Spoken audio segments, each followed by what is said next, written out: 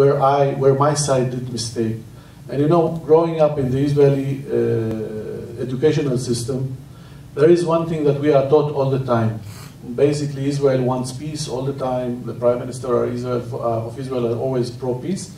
And the other side doesn't want that. Believe me, it's far away from that. And it's not me saying that. This was the most shocking evidence that I got there. It's far away from that.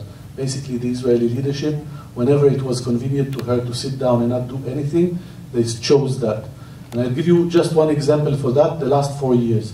The last 4 years, basically, and it was published a few days ago, a statistic data that no Israeli died in the last year from terror attack coming from the West Bank. This is amazing, this is unprecedented. What did we do in the last 4 years? Nothing. Netanyahu, although declared that he's for a two-state solution, he didn't move an inch towards the moderate, let's say, Palestinian. On the contrary, Netanyahu, the big tough guy, is the one that released 1,000 Hamas prisoners from jail in the bargain for the occupied soldier Gilad Shalit. Netanyahu, 2 months ago in December, negotiated with whom for the ceasefire in Gaza? With Hamas. Although he doesn't admit that he did that with Hamas, he brought for the first time Khaled Mash'al, the head of Hamas, into the west, into Gaza, basically saying he is willing to destroy all Israel. This is Netanyahu, the tough guy. And while that is happening in the West Bank, he is humiliating Abu Mazen. It makes him smaller and smaller, makes him not even irrelevant to his own people, basically showing the Palestinian people, the moderate Palestinian people, that Israel understands only one language. You can, if you want to reach something, if you want to achieve something, use force and you will achieve that. And this is something that I am totally against. Up there? If in the United States the last 6 heads of the CIA or the FBI came out with interviews of this sort repudiating the good faith and the policies of the government itself or the organization itself would respond. I wonder if there's been any response to this film from other leaders of Shin Bet or from... There is no other leader of Shin Bet who is not in the film. All the leaders of Shin Bet, all. Including the current? The last one that I interviewed, Yuval Diskin, the younger one, yeah, was still head of Shin Bet. The interview with him was done in the headquarters of Shin Bet. He's now left, but it's because of me. But I'm saying today, one would think, given the publicity this film has received and the popularity of it in Israel, that has there been no response at all from the current members or other former members of the Shin Bet who would repudiate what these people are saying is reflecting? Not up until now. Not up until now. And let me just cite for you what one of them said to me. One of the last ones said to me, you know, you are coming, I'm basically almost citing him word to word.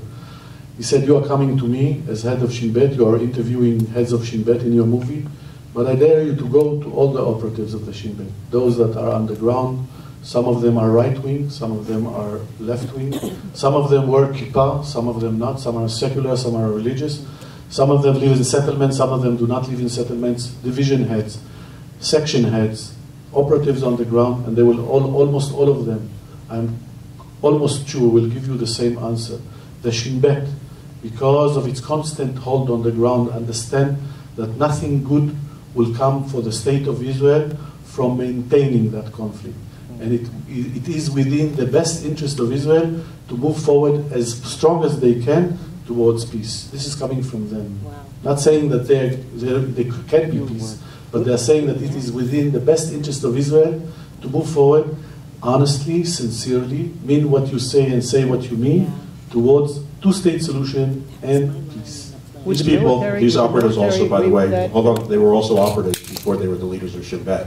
No, so you are getting information from them as well. With the military leaders today who are running the operations in the West Bank and who are watching. Look, if I will look, I'm trying to understand where do you want us to go. I'm sure that if I will go to all the military leaders, one of them will say they are wrong. If this is, I'm sure that I can find someone like that. No. But I brought to you. I think the film is a remarkable, incredibly remarkable film, and I'm just trying to. If it happened in the United States and we had the last 6 leaders of the CIA or FBI give those kind of interviews, there would be an outrage in this country about the policies of the politicians, of the government. And it's hard for me to understand. I agree with you. I hope it will create the rage of what you are. But Israel is a completely different society. I can tell you that, let's say, I'll give you another example. The issue of Iran, for example. Everybody heard about the bombing Iran and all of that. All 4 heads of the main army and intelligence agencies in Israel, the head of the Mossad, the head of the Shin Bet, the head of the army, and the head of the army intelligence were very, very strong against a strike like that from Israel. They said that publicly.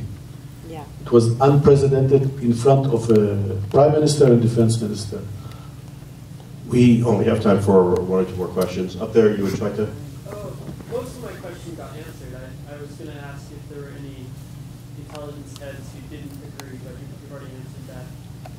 And I guess I'm also curious, was there any kind of discouragement from anybody as you're making this film?